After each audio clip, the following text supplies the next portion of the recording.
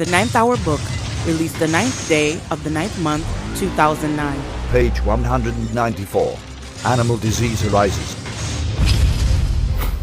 Prophecy, December 15th, 2011.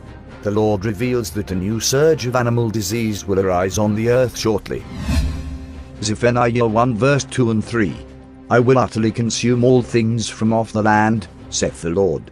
I will consume man and beast. I will consume the fowls of the heaven, and the fishes of the sea, and the stumbling blocks with the wicked, and I will cut off man from off the land, saith the Lord.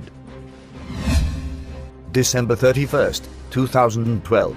Up to 300 dead birds have been found on the side of an Alabama highway in the latest mass animal death to be reported.